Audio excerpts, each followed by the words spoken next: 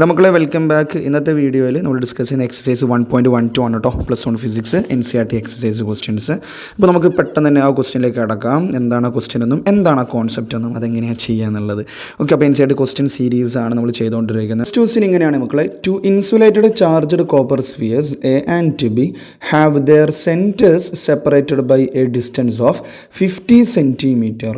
What is the mutual force of electrostatic repulsion if the charge on each is 6.5 into 10⁻⁻⁷ coulomb എന്നാണ് ചോദിക്കുന്നത്. അതിൻ്റെ കൂടെ തന്നെ A at the radii of A and B are negligible when compared to the distance of separation എന്ന് പറയുന്നുണ്ട്.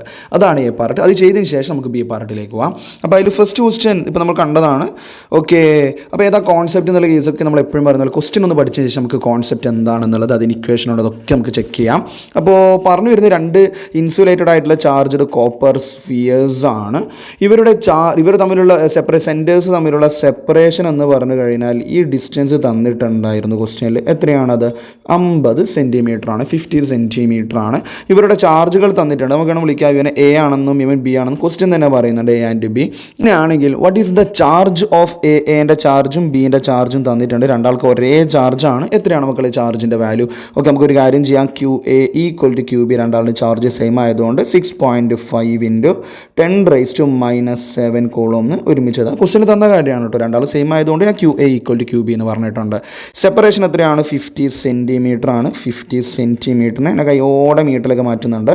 10⁻⁻². എന്നിട്ട് എന്താണ് ഈ ക്വസ്റ്റ്യൻ ചോദിക്കുന്നത്? ഇവൻ്റെ ചാർജും സെയിം ആണല്ലേ? ഓക്കെ, ലൈക്ക് ചാർജസ് ആണ്. ഇവർ തമ്മിൽ എന്തുണ്ട്? ഒരു ഇലക്ട്രോസ്റ്റാറ്റിക് റിപ്പൾസീവ് ഫോഴ്സ് ഉണ്ട്.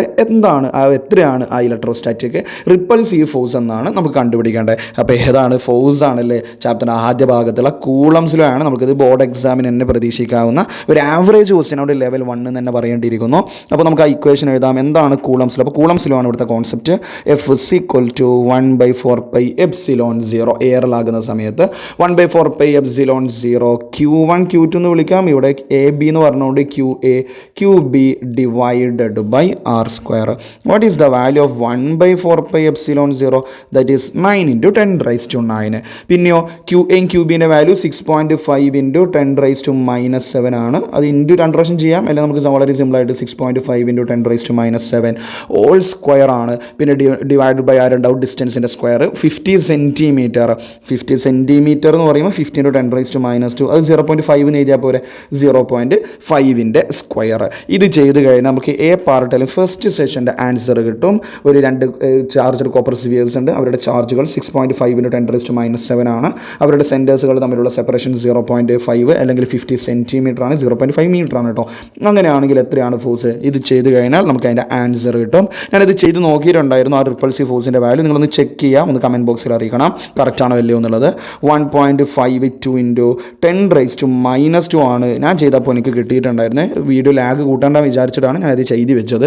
1.52 into 10⁻⁻² ന്യൂട്ടൺ ആണ് ഇവർ തമ്മിലുള്ള റിപ്പൾസീവ് ഫോഴ്സ് എന്നാണ് എനിക്ക് കിട്ടിയിട്ടുണ്ടായിരുന്നത്. ഒന്ന് ചെക്ക് ചെയ്ത് കമൻറ്റ് ബോക്സിൽ അറിയിക്കുക. അതുപോലെ videos topic wise concept vice videos playlist കിടക്കുന്നുണ്ട്. അതുപോലെ തന്നെ +2 കുട്ടികളായതുകൊണ്ട് പ്രാക്ടിക്കലിൻ്റെ വീഡിയോസും കിടക്കുന്നുണ്ട്. ഒന്ന് കണ്ട് സജഷൻസ് അറിയിക്കട്ടെ. നിങ്ങളുടെ ഫ്രണ്ട്സിലേക്ക് എത്തിക്കണേ. ദെൻ ക്വസ്റ്റ്യൻ കഴിഞ്ഞു? ഇല്ല. കാരണം അതിൻ്റെ കൂടെ ഇത് വളരെ സിമ്പിളാണ്. അതിൻ്റെ കൂടെ തന്നെ ഒരു B പാർട്ടുണ്ട്. അതിൻ്റെ കൂടെ ഒരു സെക്കൻഡ് പാർട്ട് കൂടിയുണ്ട്.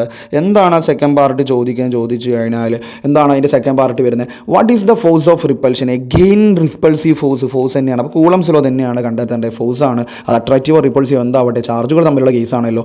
If each sphere is charged double the above amount already ഉള്ളതിൻ്റെ ഡബിൾ ആക്കിയിട്ടുണ്ട് ചാർജുകൾ എന്നാണ് പറയുന്നത് രണ്ടാളുടെയും. അതുമാത്രമല്ല and the distance between them is halved. Okay, distance half ആക്കിയിട്ടുണ്ട്. ഒരു കാര്യം ചെയ്യാം, നമുക്ക് QA' ഇപ്പോഴത്തെ എൻ്റെ ചാർജ് എന്താണ്? ഓൾറെഡി ഉള്ള എൻ്റെ ചാർജ് QA ആണ്. അതിൻ്റെ ഡബിൾ അല്ലേ? സിമിലർലി ഇപ്പോഴത്തെ ബിൻ്റെ ചാർജ് എന്താണെന്നാണ് ക്വസ്റ്റ്യൻ പറയുന്നത്? ഓൾറെഡി ഉള്ളതിൻ്റെ ഡബിൾ ആക്കിയിട്ടുണ്ട്. അപ്പോൾ 2 times QB അല്ലേ? കഴിഞ്ഞു? ഇല്ല. ന്യൂ ഡിസ്റ്റൻസിനെ എന്ത് വിളിക്കാം? R' എന്ന് വിളിക്കാം. ഈ R' എന്താണ്? ഓൾറെഡി ഉള്ള റേഡിയസ് R ആണ്. അതിൻ്റെ ഡബിൾ അല്ല, ശ്രദ്ധിക്കണം. ഹാഫ് ആക്കിയിട്ടുണ്ട്. അതിൻ്റെ ഹാഫ് ആക്കിയിട്ടുണ്ട്. ഇതാണ് ഇതാണ് ഇപ്പോഴത്തെ ക്വസ്റ്റ്യൻ, വളരെ സിമ്പിളായിട്ട് പറഞ്ഞാൽ. അങ്ങനെയാണ് പുതിയ ഫോഴ്സ് എന്താണെന്നാണ് നമ്മൾ കണ്ടുപിടിക്കേണ്ടത്. അങ്ങനെ ഡബിൾ ചെയ്ത് കഴിഞ്ഞാൽ what will be new force. അപ്പോൾ എഫ് ഇസ് ഈക്വൽ ടു, അല്ലെങ്കിൽ എഫ് ഡാഷ് എഫ് ഡാഷ് വിളിക്കാൻ അതിനും സീനൊന്നുമില്ല, 1/4πε0 ആണ്. ഞാൻ ഡയറക്റ്റ് ചെയ്യാണ് കേട്ടോ, ഇക്വേഷനൊക്കെ നമ്മൾ തൊട്ട് മുമ്പ് പറഞ്ഞത് തന്നെയാണ്. വാല്യൂസ് ഒന്ന് മാറ്റിയിട്ടുണ്ട്, 9 × 10⁻⁹. ഓക്കെ, ക്യു എയും ക്യു ബിയും ഇവരുടെ വാല്യൂ എത്രയാണ്? 6.5 × 10⁻⁷ അല്ലേ? ക്വസ്റ്റ്യൻ ആദ്യം പറഞ്ഞ കാര്യമാണ്. 6.5 × 10⁻⁷ ആണ് ക്യു എൻ്റെയും ക്യു ബിൻ്റെ വാല്യൂ. അതിൻ്റെ ഡബിൾ എന്ന് പറഞ്ഞാൽ എത്രയാണ്? 1.3 × 10⁻1.3 എന്ന് പറയുമ്പോൾ ഓക്കെ 13.6 ആണ് വരിക. ഓക്കെ, അത് സാർ 13 ആണ് വരിക, 6.5 ഡബിൾ. അപ്പോൾ 1.3 എന്ന് എഴുതുമ്പോൾ 10⁻⁻6 ഉണ്ടാവും. 13 പോയിൻ്റ് ആണ് 10⁻⁻7 ഉണ്ടാവും. അതിൻ്റെ സ്ക്വയർ ചെയ്യണം. ക്ലിയർ ആയ മക്കളെ? ഇതിൻ്റെ ഡബിൾ ചെയ്തു, അത്രയേ ഉള്ളൂ. ഇവൻ്റെ ഡബിൾ ചെയ്തു. പിന്നെ രണ്ടും സെപ്പറേറ്റ് ചെയ്യുന്നതിന് പകരം ഒരുമിച്ച് എഴുതി സ്ക്വയർ ചെയ്തിട്ടുണ്ട്. പിന്നെ ഡിസ്റ്റൻസ് എന്തായിരുന്നു? ഫസ്റ്റ് വൺ 0.5 മീറ്റർ ആണ്. അതിൻ്റെ ഹാഫ് ആക്കി എന്നാണ് പറയുന്നത്. അപ്പോൾ 0.5ൻ്റെ ഹാഫ് എത്രയാണ്? 0.25 ഉണ്ടാകും. അപ്പോൾ 0.25ൻ്റെ സ്ക്വയർ ചെയ്യണം. ഇത് ചെയ്ത് കഴിഞ്ഞാൽ നമ്മുടെ രണ്ടാമത്തെ ക്വസ്റ്റ്യൻ്റെ ആൻസർ കിട്ടും. അപ്പോൾ എന്താണ് പറയുന്നത്? അപ്പോൾ ക്വസ്റ്റ്യൻ ക്ലിയർ ആണല്ലോ. ഫസ്റ്റ് വൺ പറഞ്ഞതിൻ്റെ ചാർജ് ഡബിൾ ആക്കിയിട്ടുണ്ട്, രണ്ട് ചാർജും ഡബിൾ ആക്കിയിട്ടുണ്ട്, റേഡിയസ് ആണെങ്കിൽ ഹാഫ് ആക്കിയിട്ടുണ്ട്. So new force will be 9 × 10⁻⁹ × 1.3 × 10⁻⁻6 whole square. അത് 1.3 എന്നാണ് എഴുതിയ മക്കളെ. 13 ആണെങ്കിൽ 10⁻⁷ വരുമായിരുന്നു എന്ന്. ഓക്കെ, ദെൻ ഡിനോമിനേറ്ററിൽ 0.5 ആയിരുന്നു ഇനീഷ്യലി, ഇപ്പോൾ അതിൻ്റെ ഹാഫ് ആക്കിയതുകൊണ്ട് 0.25ൻ്റെ സ്ക്വയർ. അപ്പോൾ ഇത് ചെയ്തപ്പോൾ എനിക്ക് കിട്ടിയ ആൻസർ ഞാനിവിടെ എഴുതിയാണ്, ഒന്ന് ചെക്ക് ചെയ്ത് 0.24 മാത്രമല്ല, ഐ തിങ്ക് 0.24 വേണ്ട ഇതൊരു ഡിജിറ്റ് ഉണ്ട്, 2ഓ 3ഓ ഏതൊരു ഡിജിറ്റും കൂടിയുണ്ട്. ഒന്ന് ചെക്ക് ചെയ്ത് ഞാൻ ഫസ്റ്റ് 2 ഡിജിറ്റ് മാത്രമേ നോക്കിയിട്ടുള്ളൂ.